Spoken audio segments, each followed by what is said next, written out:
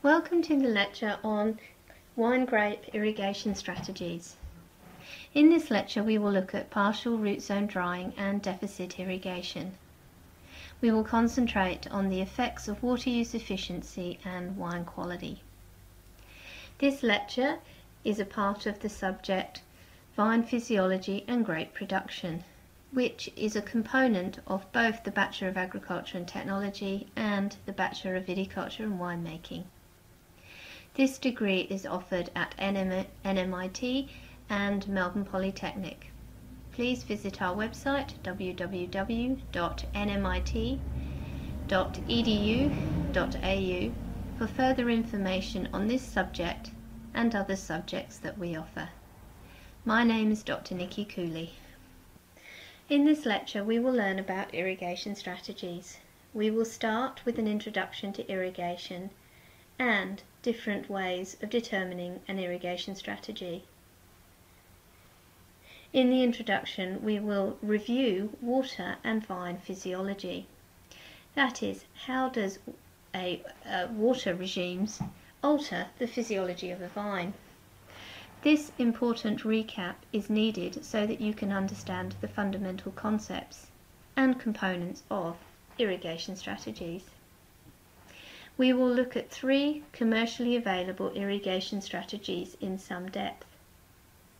Please note there are many different irrigation strategies and we will only be covering 3 in this lecture.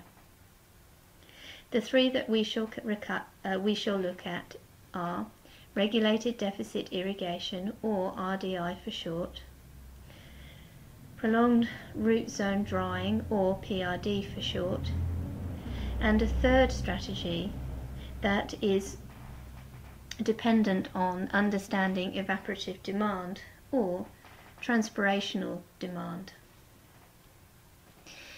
In growing wine grapes in Australia, irrigation is an integral feature of wine grape production. Often it is regarded as the key to improving wine quality in irrigated vineyards. With irrigation, it is hoped to achieve an appropriate balance between the vegetative and reproductive development of the wine grapevine. Excess of shoot vigor may have undesirable consequences for fruit composition. Water stress plays a major influence on shoot growth and, in general, on vegetative growth. It is more sensitive on vegetative growth to water stress than it is to berry or fruit growth. This does not apply at the stage of flowering, where water is very influential. In many localities across Australia, the key to achieving the correct balance between fruit growth and vegetative growth is thus irrigation management. The amount of plant biomass that is accumulated is linear related to the amount of radiation intercept by the crop. That is, the more light, the more plant biomass. The development of the leaf canopy is critical to intercept radiation, particularly in young developing crops which have not yet covered a large area of soil. Leaf expansion is highly sensitive to soil drying, which can limit growth even when it is still substantial water available in the soil profile. Even when the shoot water status is maintained, chemical signals generated as a result of the interaction between root systems and drying soil can directly inhibit leaf growth. An irrigation strategy is a decision that a vineyard manager needs to make. There are 3 components to irrigation strategies. You need to decide what time of day to water, how much water will be delivered in one irrigation event, and the frequency between irrigation events. Traditionally, irrigation strategies have been based on history. That is, growers over time have developed an understanding of when grapevines need water. Vineyards tend to have histories of date and time based. That is, and some times of the year they may deliver water for 2 to 3 hours across 3 times during the week. Other times this may only be once, and so you get the picture. History can also be slightly influenced by climate. A vineyard manager may change the practice if there is a period of very hot weather predicted. Sometimes vineyard irrigation strategies in commercial settings are set solely on the pumping requirements. That is, how much water can be delivered to each block across a reasonable time frame. These can be very limiting in some situations and very much drive the principles behind irrigation strategies. Often there is an underpinning aim in irrigation strategies to limit or avoid water stress. However, as we know, there are times of years when this might not be appropriate to the plant growth and development, and other components of the vine growth have to be considered. Irrigation strategies may be based on some philosophies, such as trying to manipulate the wine grape quality or the hormonal balance. These tend to be set as a time date and adjusted with some measurements such as soil moisture, but we will talk about more of these later on in the lecture. Other irrigation strategies are emerging. These are based on vine sensing. A sensor is placed in the vineyard and connected to a computer system. The computer system makes a decision based on predetermined components of the sensing. This can then automate an irrigation. Therefore, the irrigation event may come on at any time of the day and will be only delivered when the sensor's information tells the system to deliver it. Thus, the frequency between irrigation events is not standard and is regularly self-adjusting. These irrigation events tend to be referred to as real-time closed-loop irrigation events. 2 irrigation strategies have been demonstrated to provide benefits in terms of crop water use. These are partial root zone drying and a category of irrigation strategies defined under the banner of deficit irrigations. PRD and DI involve manipulating the placement of irrigation water and the moisture deficient maintenance in the root zone, respectively. Both strategies require a high degree of management skills, and accurate monitoring of the soil water content is recommended. Drip and other forms of micro-irrigation facilitate the application of deficit irrigation and prolonged and root zone drying. Deficit irrigation in this lecture is used in a generic sense, and it means allowing a water deficit to develop in a strategic fashion. This can present itself in a number of ways. One of these ways, which is commonly referred to, the technique of regulated deficit irrigation, or RDI. This imposes a plant definition during a prescribed stage of the crop growth and development, and has criteria that it is trying to reach with respect to both the vine physiology and the quality of the wine grape. The third definition to present here is that of partial root zone drying, or PRD. This imposes a soil deficit within altering sides of the root zone. What it does is it enables plants to remain healthy while changing hormonal balances to trick the plant into thinking it's stressed.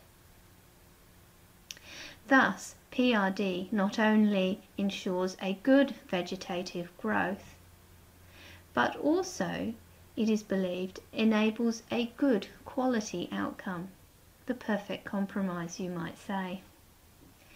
The image on the slide helps you to differentiate different types of irrigation strategies. There is that of Figure A, which is based on a well-watered grapevine. Here, the grapevine will not undergo, theoretically, any water stress. That is, vegetative growth and berry growth will always be promoted, and the aim is to be optimal. You can see in the root zone that the entire root zone of this figure, of this illustration, is covered. And this is what you do when you aim to implement a well-watered irrigation strategy. Figure B shows an irrigation strategy of regulated deficit irrigation. If you compare it to Figure A, you will notice that there is a lot less wet area. The wet is represented by the blue here. The pink area is dry. Therefore, only a fraction of the root zone is receiving the water. Therefore, you are reducing the amount of water the grapevine receives. A grapevine will detect a reduction in water availability. As it detects the reduction of water availability, it will turn on a number of responses. One of these responses is to reduce the vegetative growth. Now let us move to PRD. Here you will notice that the left-hand side of the root zone is well watered, while the right-hand side of the root zone is dry. This is the principle of PRD. I should state that the left-hand side of the root zone, or the well-watered root zone, will provide adequate water for the plant to grow, while the right-hand side of the root zone, the roots will detect a stress, and they will send a chemical signal, a hormone, up to the leaves to indicate a stress. The grapevine will respond accordingly. Regulated deficit irrigation, or RDI, was originally developed for pom and stone fruit. Mike McCarthy, based out at Sardi, introduced it into wine grape production. A suite of scientists, including Mike, investigated the opportunities in the river region for such an irrigation strategy, with the aim to promote quality. Water deficit is applied during the post-set period of berry development to reduce vegetative growth and berry size. Water deficit is avoided during the berry ripening period. Precise irrigation management is required to ensure minimal competition between ripening berries and vegetative growth. This is why it is called regulated deficit irrigation, because the period of stress, water stress that is limited. For the variety Shiraz in particular, this irrigation practice has resulted in significant improvements in wine quality. This has been demonstrated both commercially and in much scientific literature.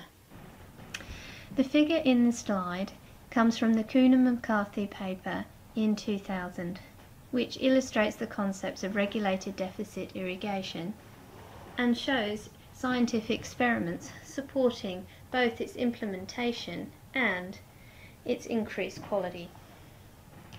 On the y-axis you will note two measurements, that of shoot length and that of berry volume.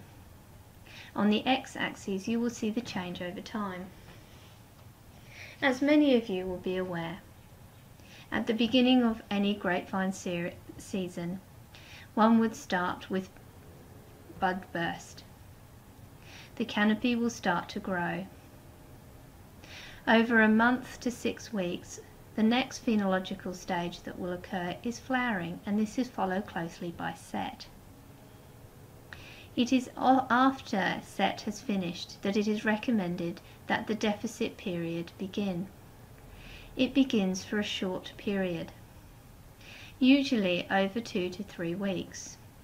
This period can differ slightly depending on the canopy and the management and what indicators you are using to determine when to stop the deficit period. How stressed your grapevines get in this period can also determine how long the deficit period will occur. Lateral shoots and primary shoots will continue to develop, but berries will not develop as fast. They will become smaller.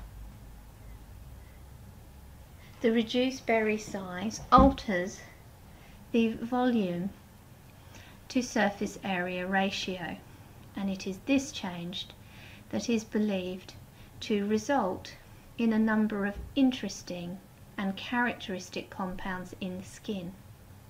As you have increased the area of the skin, the theory is that you will have more interesting compounds enter your wine. And this is what is related to the increased quality. So you have noted that there is a compromise in yield.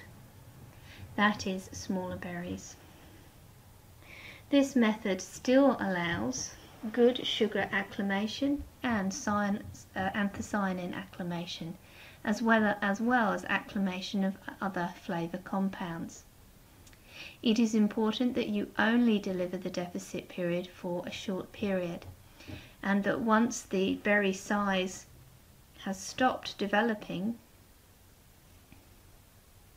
you ensure that you return to a good irrigation strategy that does not result in water stress. So how does RDI change fruit quality? Well, RDI can reduce both bunch and berry size. It does this because when a berry and bunch are forming, they will undergo cell division followed by cell expansion. Both cell division and cell expansion are very sensitive to water stress. When the grapevine receives signals that it is under a water stress, it will reduce the number of cells that divide and reduce the total size of each cell. This is what results in smaller bunches and smaller berry sizes. RDI can increase soluble solids, colour and aroma.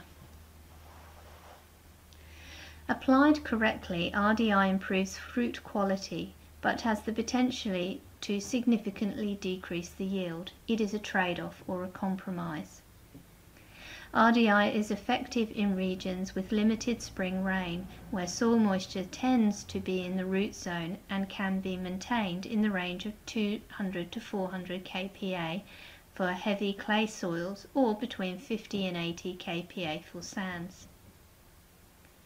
However, RDI may contribute to salinity problems while soils and irrigation waters are high in salt. Therefore, one needs to be mindful when managing this irrigation strategy. On the slide, you have an illustration of soil water. This is shown by the circles. You will notice the fluctuation in a normal irrigation event. Water is applied, the soil will dry out, then more water is applied again. The driest part and the wettest part in the irrigation cycles are referred to as irrigation full line. This is when the soil is wet, and refill line. This is when the soil is dry. When you are delivering a regulated deficit irrigation, you will allow the soil to dry below the refill line. When it reaches past the refill line, the grapevines are under the beginning of a water deficit period. It is important to note that the water deficit range will be over all of the soil profile. Once the water deficit has been completed, and this is based on the physiological response of the grapevine, a large irrigation event is undertaken. This allows the soil profile to wet up again to irrigation full line or wet point. Then you would continue irrigating as normal, that is, with the aim to keep your irrigation cycles between the refill line and the irrigation full line. You will also note on this slide the phenological stages: budburst, flowering, veraison and harvest. Remember, implementation of an RDI occurs after flowering and set. If it occurs during flowering, considerable loss to your total yield will occur. This slide demonstrates the relationship between the irrigation event, RDI, and the physiological processes and how they are impacted by the water stress. On the y-axis, you can have fruit and or shoot growth. This is shown in this key as a percent of the total. On the x-axis, you have time. So how is either fruit growth or shoot growth changing over time? If we first look at shoot growth, you will see that it continues to expand. It will expand through the RDI period, but not as quickly as it would expand if there was no RDI. Berries, however, are more impacted by the RDI, and their expansion has slowed down. You can tell this because the slope is not as steep. So in summary, RDI must be carefully implemented and managed. The aim of RDI is to improve quality, and there is much anecdotal and scientific evidence to suggest that it does. It does, however, reduce yield, and in some instances can reduce the vegetative growth and the final canopy area. Therefore, it is important to note that this irrigation strategy, like all, is a compromise.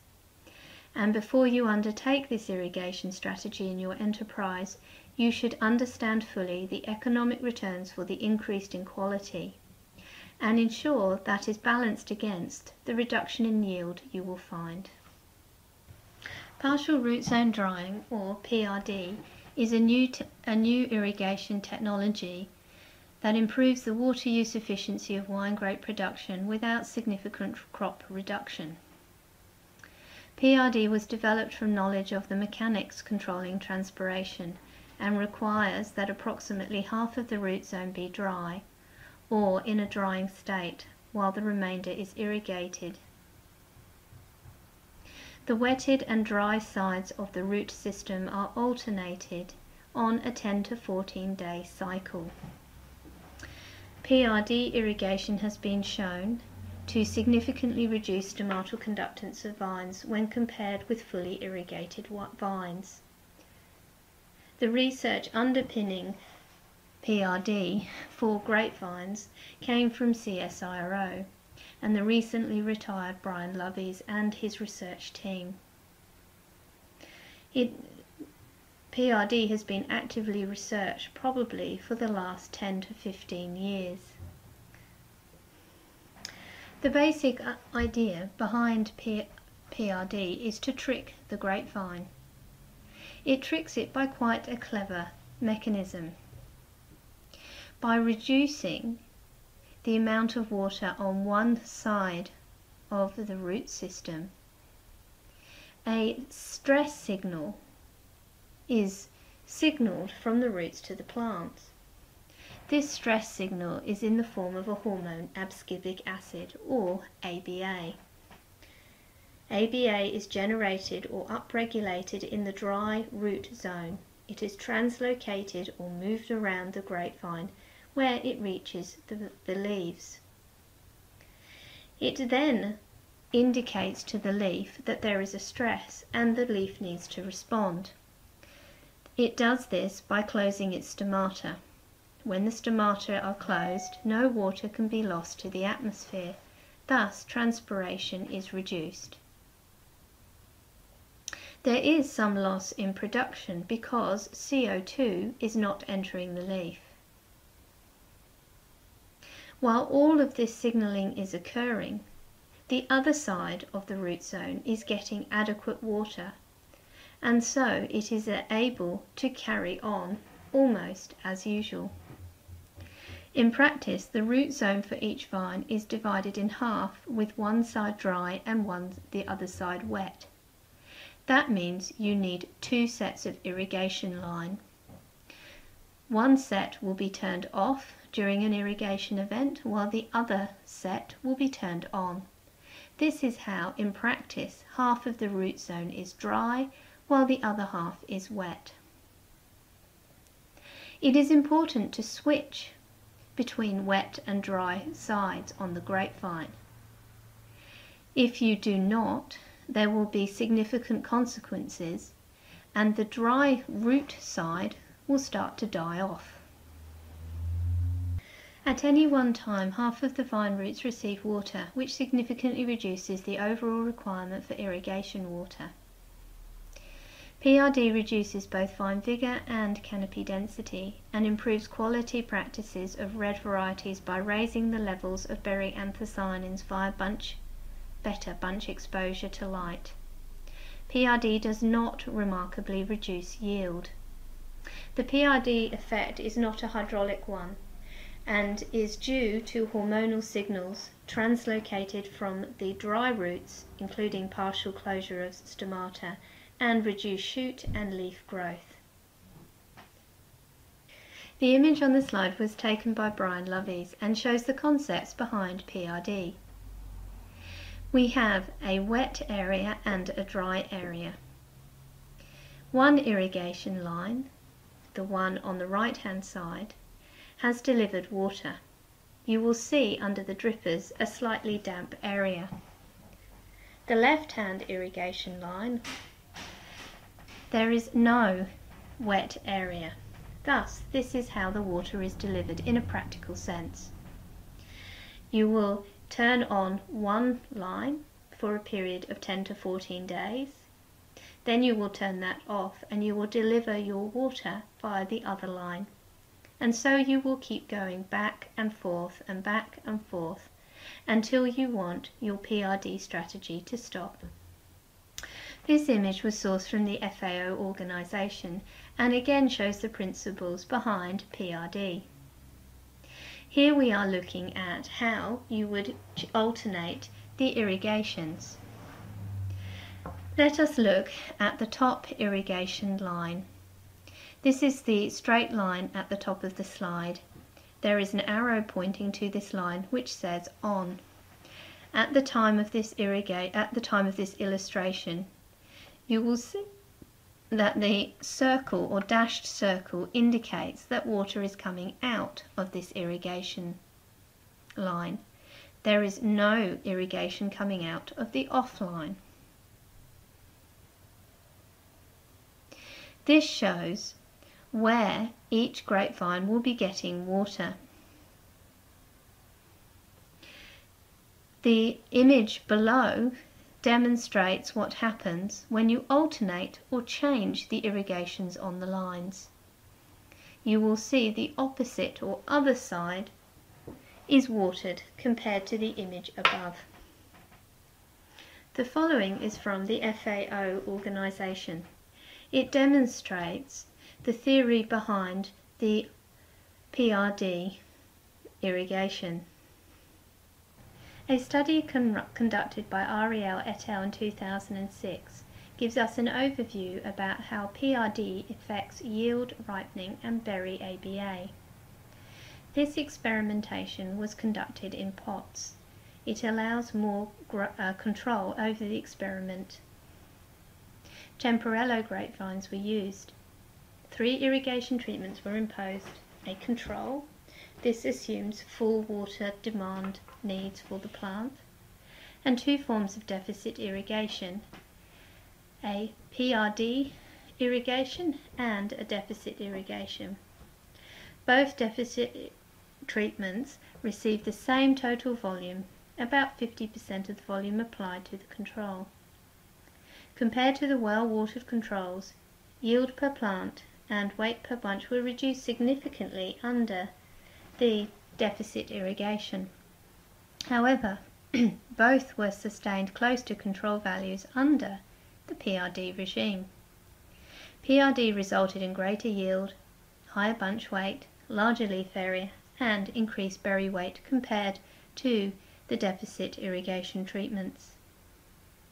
PRD also induced greater acclimation of skin anthocyanins compared to the deficit irrigation.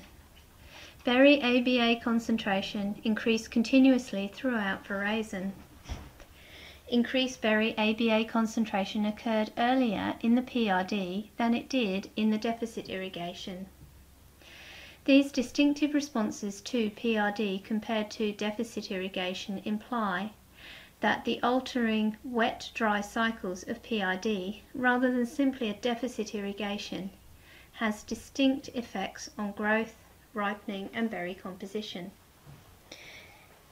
These different responses are thought to be related to ABA physiology and especially to ABA levels in berries during ripening. As the root zone dries out during PRD, the roots respond to synthesizing ABA, a plant growth regulator, that is transported through the xylem to the leaves, triggering a reduction in stomata aperture and concomitant reduction in transpiration. This response reduces irrigation requirements, it reduces vine vigor, and it reduces canopy density, while improving wine quality, particularly in the red varieties. The compound's berry anthocyanins levels will increase due to the superior bunch exposure. The physiological impacts and feedback systems are illustrated in the following slide. You can see how water flows depending on water potential and ABA, as well as how CO2 flows through the system. How does light interact with CO2, and how does it enable a photosynthetic sink? All irrigation strategies are indeed a compromise.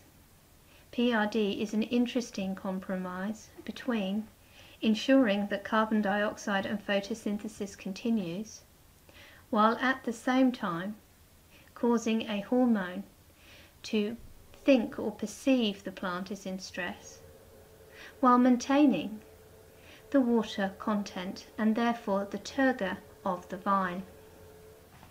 There is some interesting mechanisms behind the control of stomata.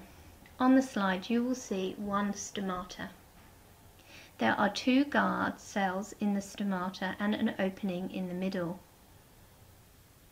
When water is removed from the guard cell, the structure collapses and the stomata close.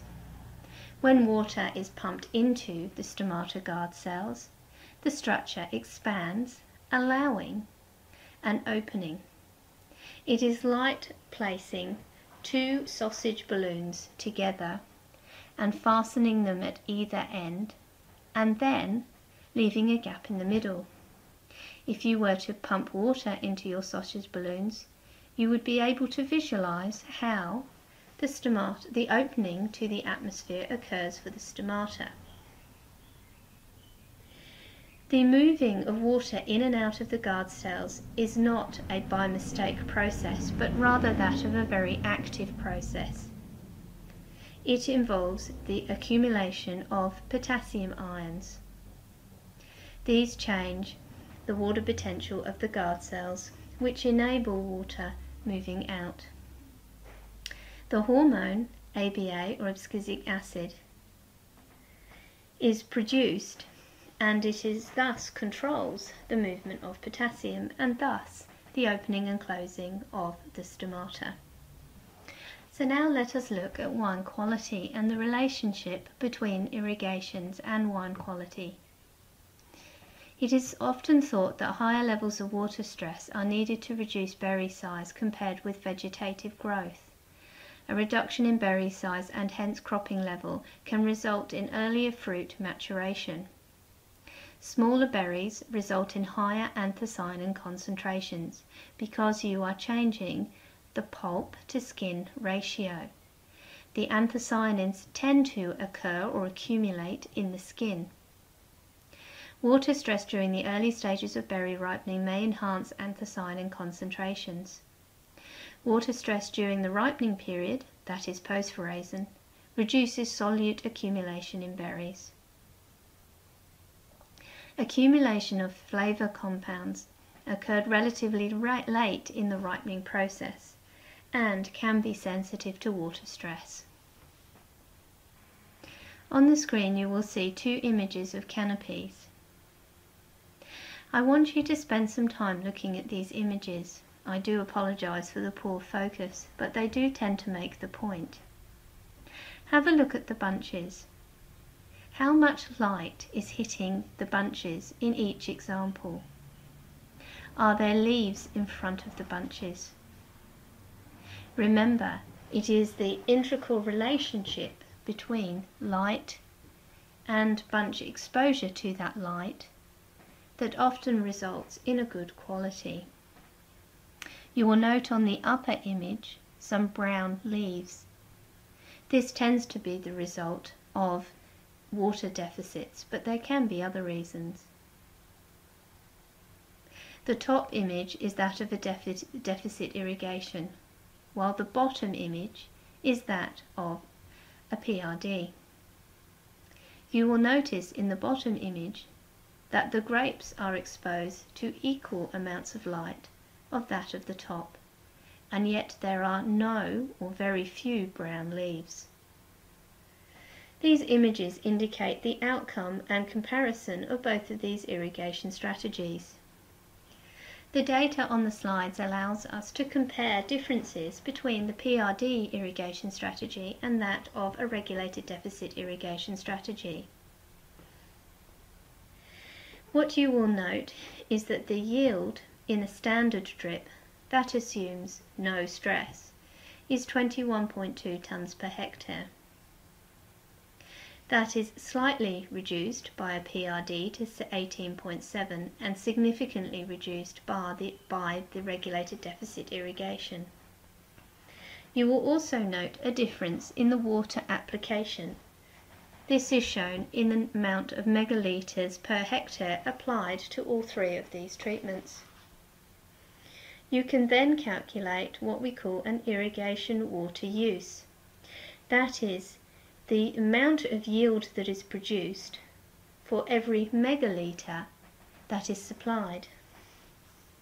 You will see that partial root zone drying has the highest irrigation water use. The higher the number, the better the result, as it indicates good efficiency. Jim Hardy and Steve Martin in 1990 developed a conceptual framework for imposing a water tension to slow shoot growth without a similar loss in photosynthetic capacity. A leaf water tension between 500 and 900 kPa was envisaged where shoots growth had virtually stopped, but leaf photosynthesis was not impaired. These experiments were conducted between 20 and 35 degrees C. Please note that over 35 degrees C there is a good chance that photosynthetic processes will be impaired.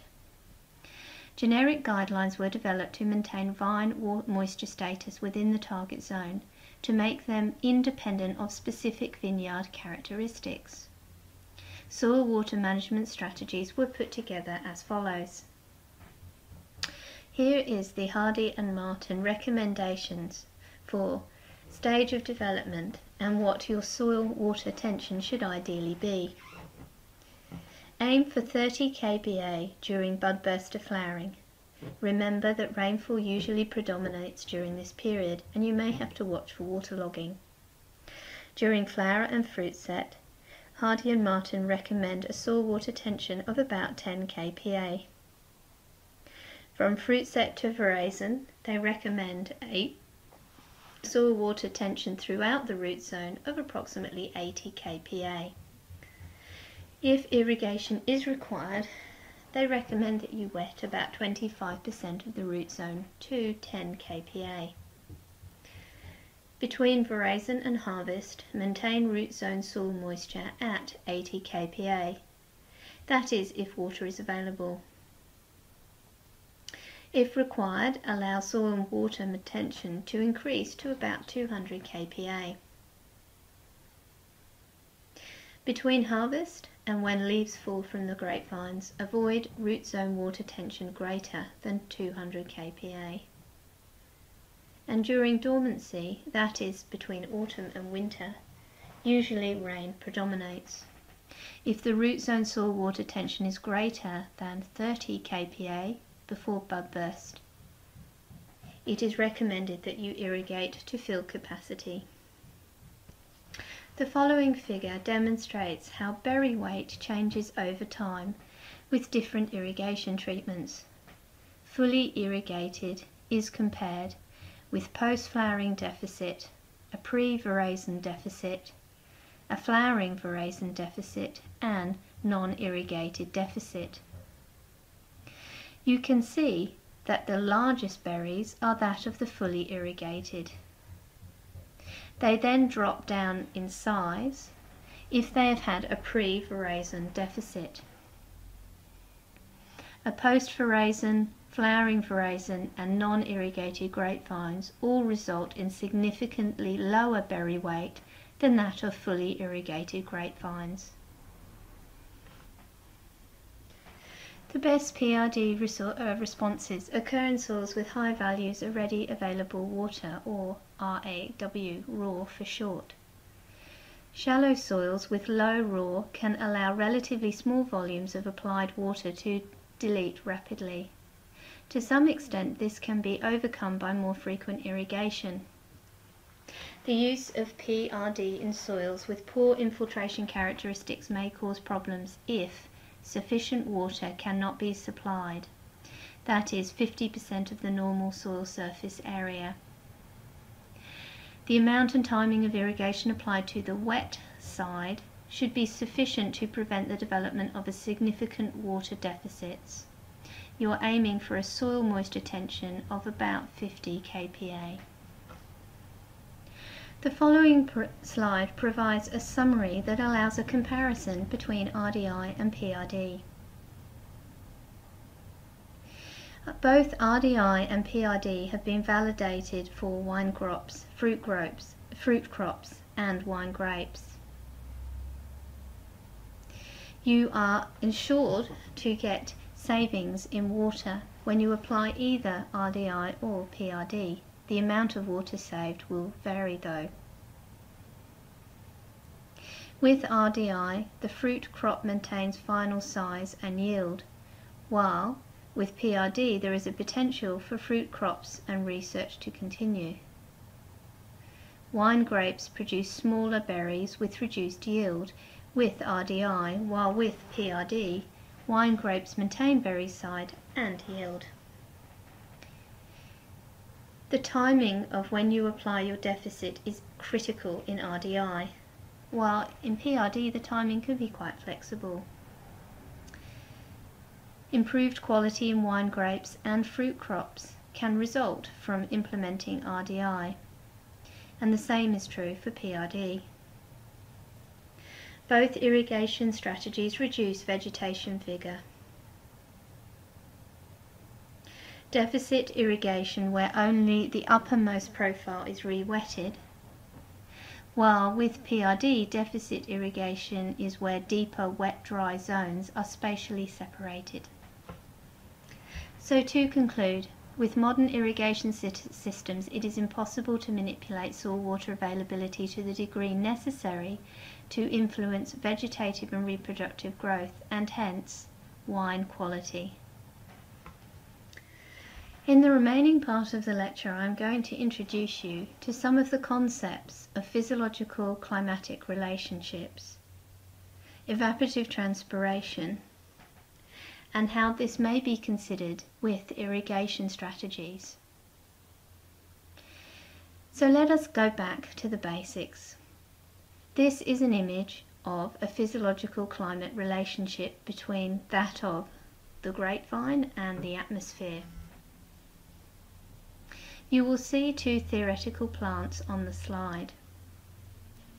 You will note that water is taken up from the soil via the roots. It is then translocated or moved through the plant where it is transpired. One of the important components to realise with this is that water, in most of the water or bulk flow movement, is not actively pumped through the plant, but rather is pulled by the climate and environment. What this means is that a plant generally will transpire at a high rate if it has water available to it, it is hot and it is sunny, and there is a light wind. Transpiration rate, or the movement of water through a grapevine, can be modified by temperature, by light, by wind speed, and by elevation. There are also other elements of the water status that you need to consider when putting irrigation schedules together. You have to be mindful and include rainfall. You have to note that some of your irrigation and some of your rain will run off your soil profile, will never enter the soil and never be available to the plant. There is a part of your soil where the roots will grow, and this is called the root zone. Anything deeper than this, the roots won't grow. Usually there is either a physical and/or chemical barrier in the soil that prevents them growing deeper. Water in the soil can move up and down below the root zone. When it rises through capillary rise, this can move the water up, but it also can take any salts. It is important to understand that water will move up and down the root profile, but it may also move across the root profile depending on if you have an elevation in your vineyard. The greater the elevation, the more impacting the movement of water across your root zone may be. This is important to understand. It does explain some of the edge effects of grapevine growth, but can also explain why grapevines seem to do better at the bottom of your hill than perhaps at the top. The amount of flow or movement of water in your soil will be very much dependent on the composition of your soil. This will include the physical characteristics, how many stones or boulders, and also the texture characteristics, how much clay, loam and/or sand makes up your soil profile. And finally, you will lose a small amount of water to the atmosphere via evaporation. Evaporation effects will be greatest on hot, warm days. Many years of research have enabled us to understand the physiological and climatic relationships between plants. We have given these relationships mathematical formulas or algorithms and abbreviations. So how the climate impacts on the movement of water through a plant can be referred to as the evaporative transpiration demand. That is, this particular equation takes into account the weather parameters, the crop characteristics, the management and other environmental factors that are important to understanding this relationship.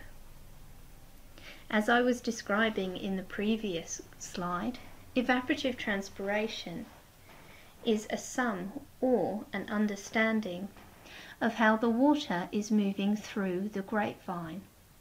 Remember I said in the previous slide that it is pulled by the climate. And this is a very simple and easy way to think of this. The figure on this slide comes from the paper written by Allen et al. In 1998. Other resources that are very useful to understand evaporative transpiration and its concepts are the FAO website. Here they have a very detailed description of evaporative transpiration. The weather parameters that influence evaporative transpiration include that of wind speed and wind direction, the amount of light or canopy, the amount of light that the canopy receives, the temperature, that is the ambient or air temperature, and there are impacts of leaf boundary layer. The calculation is not shown in this slide, but is immensely complicated. But how you use it is quite simple. The higher the evaporative transpiration figure, the higher the loss of water will theoretically be. There is another component to this equation called crop characteristics, or ETC. This again, in principle, is simple, but its calculation may be complicated. One of the components for crop calculation, and perhaps the most important, is that of the amount of sun leaves. When you look at some grapevines, you will see that there are a lot of leaves directly in the sun. They will provide a high photosynthetic capacity, but also result in a high evaporative transpiration. If your canopy is smaller, then your crop characteristics, or your leaf area of sun-exposed leaves, will be reduced. Therefore, if you are going to use the theoretical relationship of how a plant or a grapevine loses water, along with understanding some of the canopy characteristics of your grapevine, you can theoretically determine an irrigation strategy based on what we call evaporative transpiration demand. This figure shows us the relationship of the crop characteristics.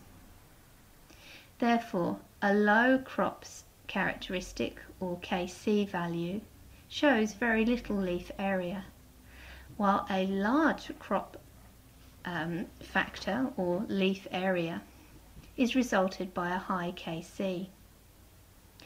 You can see typically that as after bud burst, this will significantly increase. At some point between flowering and set and pre-veraison, the canopy will stop developing and Kc will be at its optimal for that season. And then later on in the season, when leaves start to die off due to age and perhaps other stress indicators, the Kc requirements reduce. Therefore, if you were working out your irrigation based on your evaporative transpiration demand, your Kc value would change as the season's requirements change. It would start low, it would then rapidly increase during crop development. During mid-season or veraison, it would be stable, and then after your harvest it would start to decline. The crop coefficient is a dimensionless crop factor, or coefficient reflecting the relative transpiration of a crop of interest to that of a reference canopy. The algorithm or calculation for crop coefficient is shown below. The evaporative transpiration demands of the crop is equal to K crop, or crop coefficient, times evaporative transpiration reference. This slide shows us again the relationships that we have described previously. The inputs of the climate are radiation, temperature, wind speed and direction, and humidity. There is a grass reference crop. This is used to calculate the ETO, or the evaporative transpiration demand of that crop. This means that you can use any standard weather station as long as it is placed on a small area of reference grass, and you will be able to determine your ETO for your vineyard. You then take your ETO value and you multiply it by a crop factor. This takes into account your grapevines and how they respond to water. Information from the crop to obtain the crop factors are obtained from experimentation and pot plants. This gives you the ET of the crop, that is, the evaporative transpiration demand of that crop. You may also wish to adjust for your particular canopy size. Thus, you will have the evaporative transpiration adjusted for your crop, or ETC adjust. KC, or crop factor, is a function of crop type and considers two physical processes: that of crop height, surface roughness, and structure of the crop, all of which influence aerodynamic and the movement of air through the canopy.